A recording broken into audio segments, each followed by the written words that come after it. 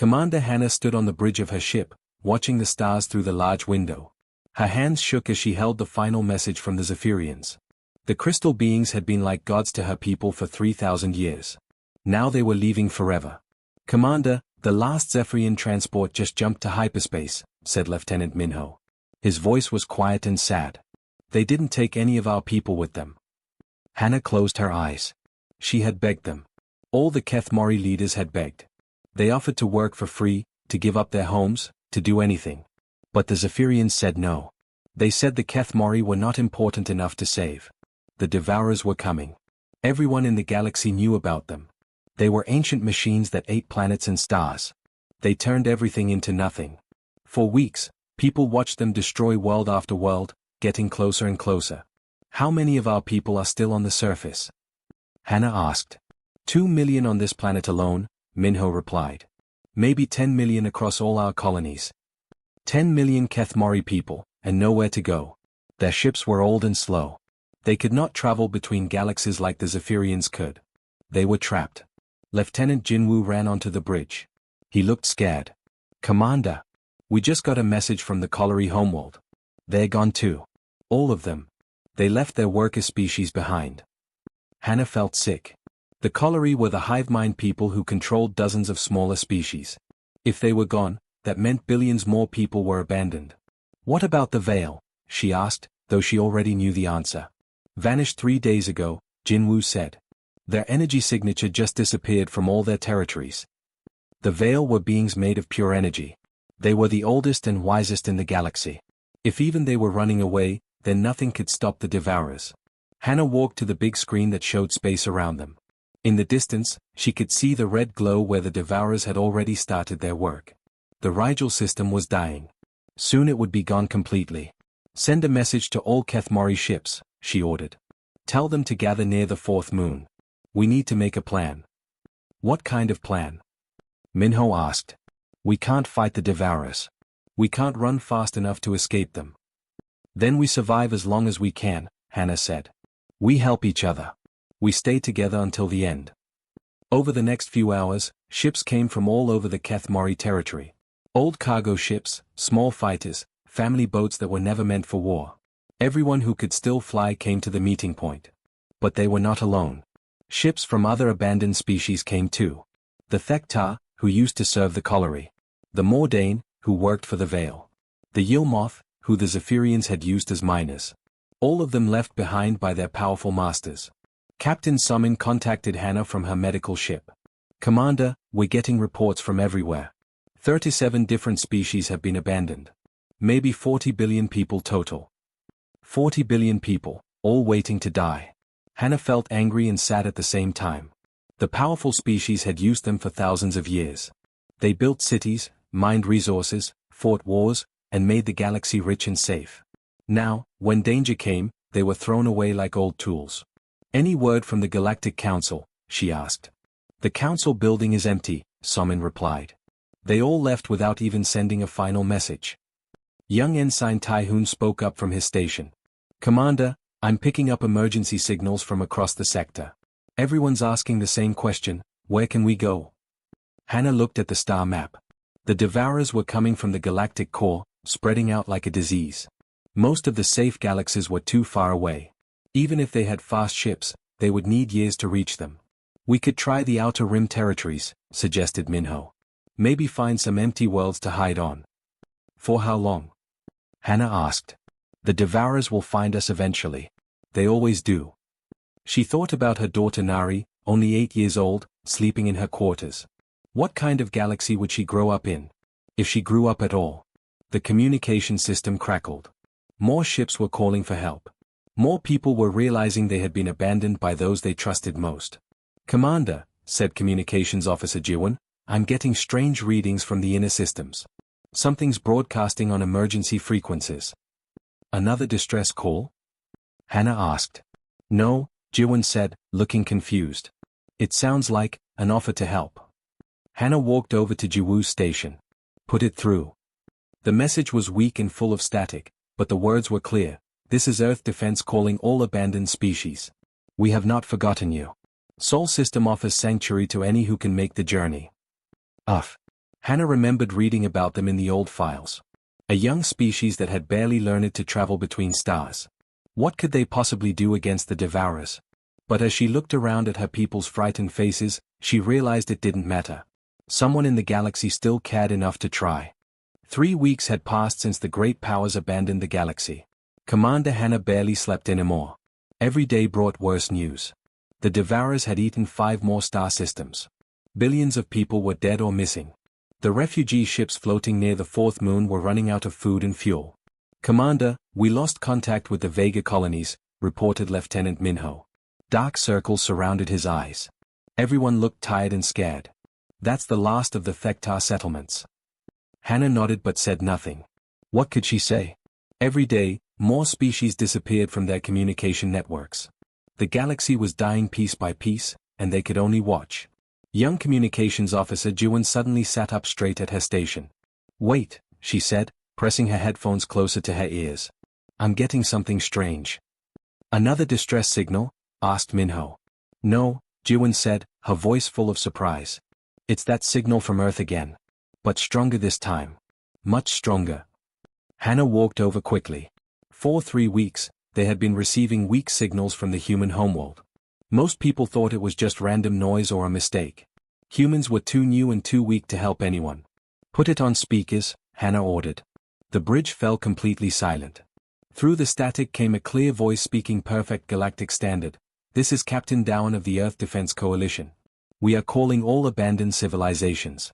We know the galaxy has left you behind. We know the Devourers are coming for you. But Earth remembers every species that ever reached out to us in friendship." Lieutenant Suho laughed, but it was not a happy sound. The humans? They barely learned to fly between stars 50 years ago. Their biggest ship is smaller than our supply vessels. Captain Dowan's voice continued, "We have prepared refugee fleets and safe harbors. Sol System has room for everyone who needs shelter. We have studied the Devourers for decades. We believe we can help." "This is impossible," said Ensign Taihoon. "How could they even know about galactic standard language? Most humans have never left their own solar system." But Hannah remembered something from the old diplomatic files. 20 years ago, a small human ship had visited the Keth Mori homeworld. The humans asked many questions about history and technology. They were very polite and curious. Everyone thought they were just tourists. "Maybe they learned more than we thought," she said quietly. The signal continued, "We know this sounds impossible.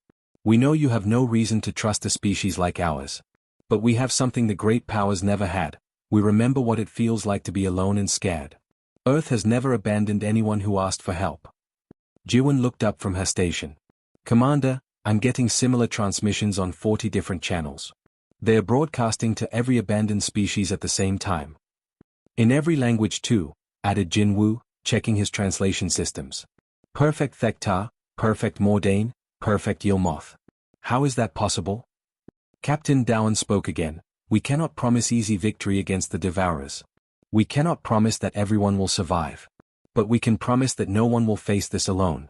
Sol System's coordinates are being transmitted now. Any ship that can make the journey will find a home with us."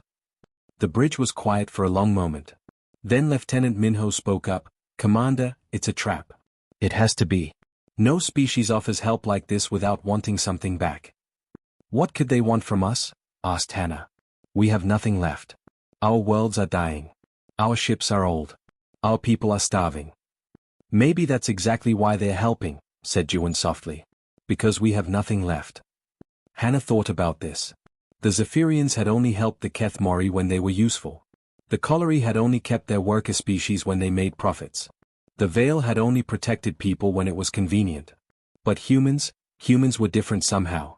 She remembered the stories her grandmother told about the early contact years.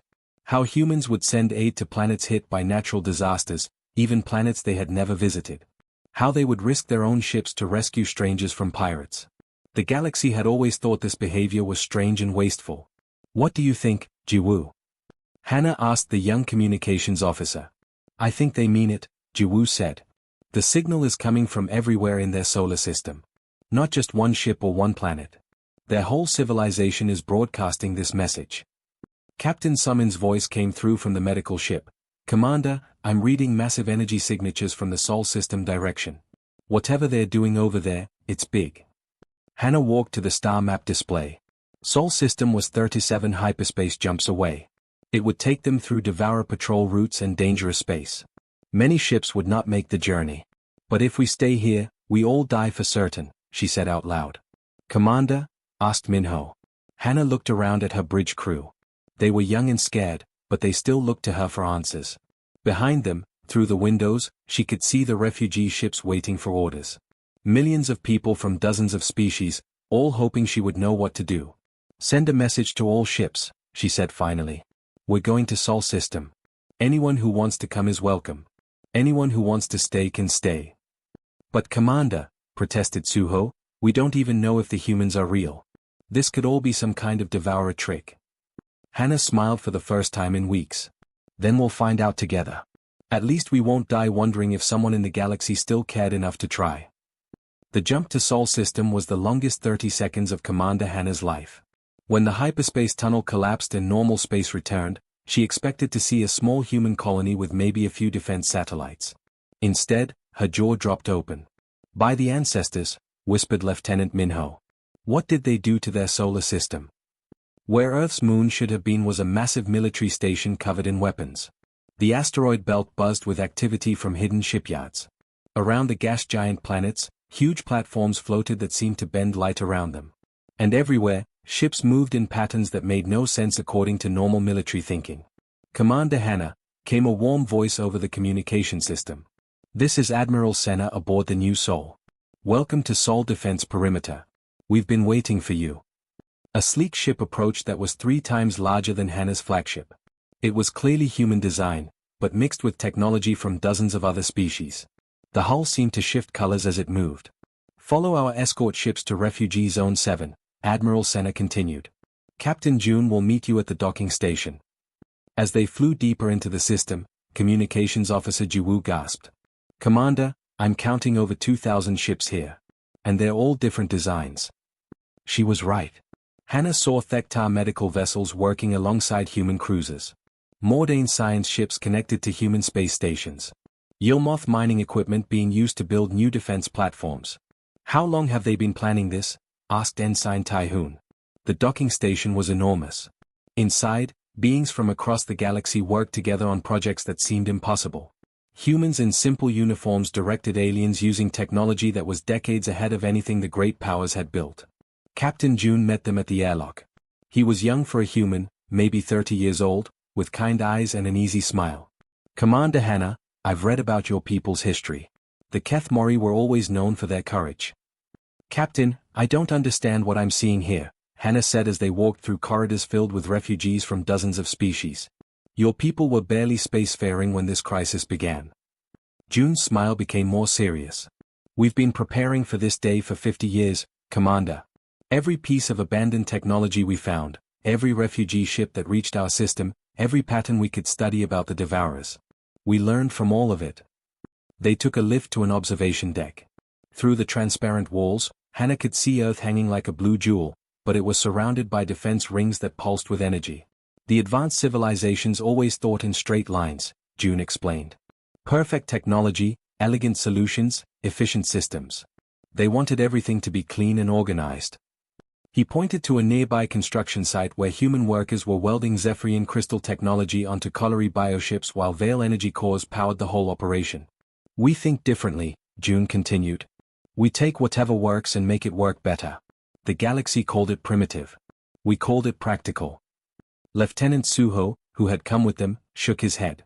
But the Devourers have destroyed civilizations that were thousands of years more advanced than humans. What makes you think you can stop them? Captain June led them to a tactical display showing the entire galaxy. Red dots marked where the Devourers had attacked. Blue dots showed where they had been stopped or delayed. Look at this pattern, June said, pointing to several blue dots. Every time the Devourers faced something unexpected, something that didn't follow normal military rules, they struggled. They're machines, Commander. They calculate the best responses to standard tactics. Hannah studied the display. He was right. The few successful defenses had all involved unusual strategies that made no tactical sense. We've been watching them for decades, June continued. They expect their enemies to fight logically. Formation attacks, defensive positions, retreat when losing. They have responses programmed for every standard military action. So what do you do instead? Asked Hannah. June's smile returned. We fight like humans. Chaotic, unpredictable, sometimes stupid. We attack when we should retreat. We retreat when we should attack. We mix old kinetic weapons with new energy systems. We change our battle plans in the middle of fights. They walked to another section where human engineers were working with refugee scientists. A Thektar medical expert was helping humans modify their life support systems. A Mordane mathematician was teaching human pilots how to calculate impossible flight paths. But our real advantage isn't our ships or our weapons, June said quietly. It's our people. Every species the galaxy abandoned, we welcomed. Every refugee who reached us, we listened to their stories. We learned their strengths. Admiral Senna's voice came over the station speakers. All personnel, prepare for incoming Devourer scouts. Long-range sensors show advance units entering the outer system. Captain June checked his communication device. Commander, would you and your people like to see how humans fight? We could use experienced officers like you in the command center. Hannah looked at her officers. They all nodded. After weeks of running and hiding, they were ready to fight back. What do you need us to do? She asked. Help us think like the enemy, June replied. And then help us do everything the enemy would never expect. As they hurried toward the command center, Hannah felt something she hadn't experienced in months: hope. These strange humans with their mixed-up technology and crazy ideas might actually have a chance. More importantly, they were treating the refugees not as burdens to be carried, but as partners in the fight ahead. The Devourers came like a black storm across space. Commander Hannah watched from the command center as thousands of dark ships blotted out the stars. Their formation was perfect, moving together like one giant machine. She had never seen so many of them in one place. Energy readings are off the charts, reported Lieutenant Minho from his station. I count over 10,000 ships, Commander. Maybe more. Admiral Senna stood calmly at the center of the command room, surrounded by humans and aliens working together. All stations report ready, she announced. Begin Operation Chaos. Hannah expected the human fleet to form defensive lines like any normal military would do. Instead, she watched in amazement as human ships scattered in every direction. Some flew straight at the Devourers. Others ran away. Some attacked in groups while others fought alone. What are they doing? Asked Ensign Tyhoon. This looks like complete madness. Captain June smiled from his position at the tactical display. That's exactly what we want it to look like. The first wave of human fighters reached the Devourer fleet. Instead of the careful attack patterns that military academies taught, the humans did everything wrong. They flew too close, attacked too early, and retreated at random times. But it worked. The Devourers had programmed responses for normal tactics, but the human chaos confused their targeting systems. Ships that should have been destroyed easily slipped through gaps that shouldn't have existed. Commander Hannah, came a voice over the communication system. This is Pilot Una. Would you like to join the fight? We have a spare fighter ready for you. Hannah looked at Admiral Senna, who nodded. Your people are some of the best pilots in the galaxy, Commander. We could use your skills out there. Minutes later, Hannah found herself in the cockpit of a strange hybrid fighter. It had human controls mixed with Kethmori navigation systems and weapons from 3 different alien species.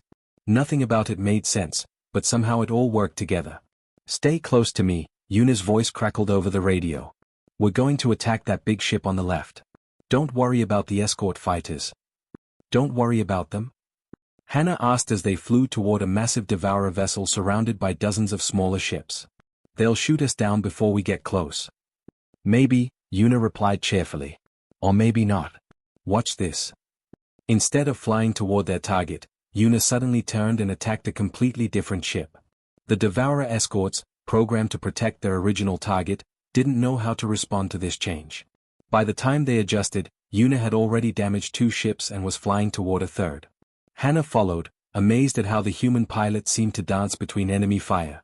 Every move Una made was tactically wrong, but somehow she stayed alive while destroying enemy ships. How do you fight like this? Hannah shouted as they spun through a gap between 2 Devourer cruisers. Easy, Una laughed. I don't think about what I'm supposed to do. I just do whatever feels right at the moment. Around them, the battle raged with beautiful chaos. Human ships attacked in waves that made no sense but somehow worked. Old missile weapons fired alongside new energy beams. Ships retreated at full speed while still shooting at the enemy. But the Devourers were learning. After 2 hours of fighting, their formations began to adapt.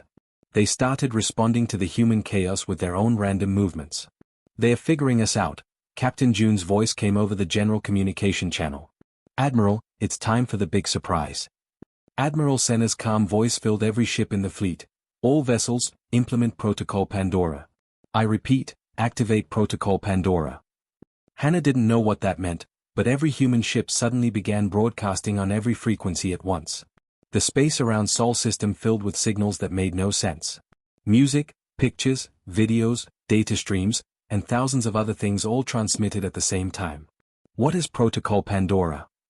Hannah asked Yuna. "Something we learned from our own history," Yuna replied as she continued to dodge enemy fire. "On Earth, we have something called the Internet. It's a network where everyone can share information. But sometimes, too much information can crash the whole system." The effect on the Devourers was immediate and terrifying. Their perfect formations began to break apart. Ships that had moved together like a single mind started attacking each other. Some stopped moving completely while others flew in circles. "The signal is overloading their network," explained Captain June over the radio. "They share a hive mind, but they were never designed to handle random, contradictory information.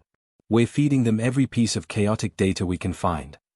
The massive Devourer fleet, which had seemed unstoppable just minutes before, dissolved into confusion. Ships crashed into each other. Weapons fired at random targets. Some Devourer vessels simply shut down and floated dead in space. But the battle wasn't over yet. The largest Devourer ships had stronger defenses against the information attack. They began pulling back, trying to reorganize their forces. "All fighters, final assault," Admiral Senna commanded. "Hit them while they're confused." Hannah and Yuna dove toward the retreating command ships. Around them, human and alien pilots worked together in the last desperate attack. They had one chance to finish the Devourers before they could adapt to the Chaos weapon. As they flew through the enemy formation, Hannah realized something amazing. For the first time in her life, she was fighting alongside people who had chosen to help her not because they had to, but because they wanted to. The galaxy had abandoned her people, but humanity had given them something better: hope and friendship in their darkest hour. 6 months after the Great Battle, Ambassador Hannah stood in the main hall of New Hope Station, watching ships arrive from across the galaxy. But these weren't refugee ships anymore. These were immigrants coming to join the Terran Coalition, the new government that had grown from humanity's victory over the Devourers. "The morning report, Ambassador," said her assistant Minji, a former communications officer who had discovered a talent for diplomacy. 43 new applications for membership this week, including some very interesting ones. Hannah smiled as she read the list. The Kelvini Unity wanted to join. The Spiral Confederacy had sent ambassadors. Even some of the smaller groups that had served the great powers were asking to become part of the coalition. But the most interesting name on the list made her laugh. "The Zephyrian High Council has requested an audience," Minji continued. "They say it's urgent." Through the great windows of the station, Hannah could see Earth hanging in space like a blue jewel. It looked the same as always, peaceful and beautiful. But now it was the center of the most powerful alliance in the galaxy. "Tell the Zephyrians they can submit their application like everyone else," Hannah said. "But remind them that the coalition has rules. No masters and servants. No superior and inferior species. Everyone is equal." The crystal beings who had abandoned her people were now refugees themselves. Their distant colonies had been overrun while they hid in far galaxies. Word of humanity's victory had spread, and suddenly the primitive species was the most important power in the galaxy. Captain June, now promoted to Admiral, entered the hall with his easy smile. "Ambassador, we have a problem. The Colliery want to rejoin their former worker species, but they want to keep the old system. Masters giving orders, workers following commands." "What did you tell them?" Hannah asked. "The same thing we tell everyone," June replied. "In the coalition, we work together or we don't work at all. No exceptions." This was the new way. Every species that joined the coalition had to accept that there were no superior beings. The humans had made this rule from the very beginning, and they never bent it for anyone. Lieutenant Yuna, now Captain Yuna, walked over with a data tablet. "Ambassador, the deep space sensors are picking up more survivor groups. Looks like the Ashanti Collective and maybe 3 other species. They're asking for help." "Send rescue ships," Hannah ordered immediately. full medical support and refugee supplies.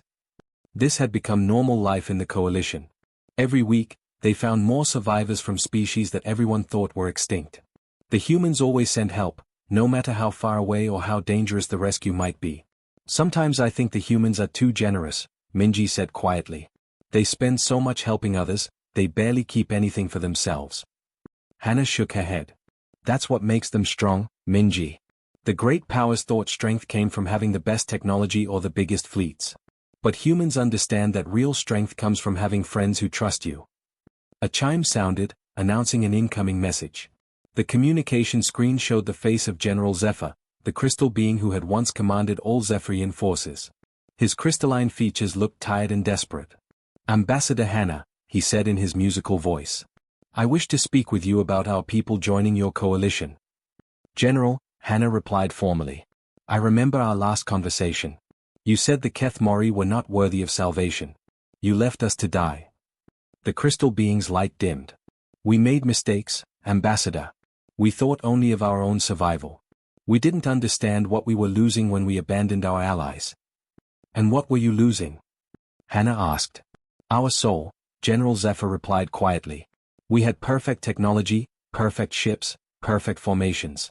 But we lost the thing that made civilization worth saving. We lost the ability to care about others. Admiral June stepped forward.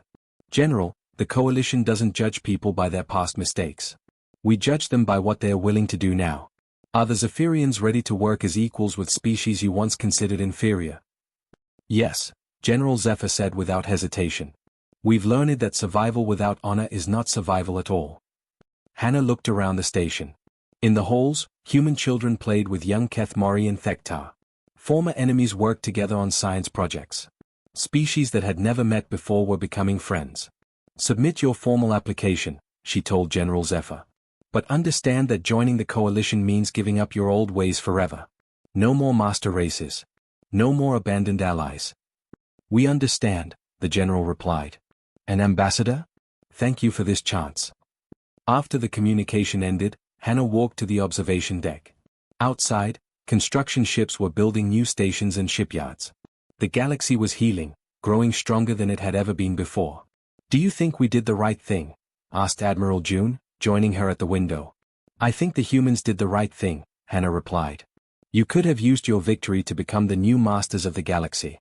Instead, you chose to share power with everyone. June smiled. My grandmother always said that the best way to make friends is to be a friend first. Besides, the galaxy is more interesting when everyone gets to participate. A new ship appeared in the distance, broadcasting the coalition's greeting signal. Another species coming home to the alliance that had grown from humanity's simple promise. No one fights alone.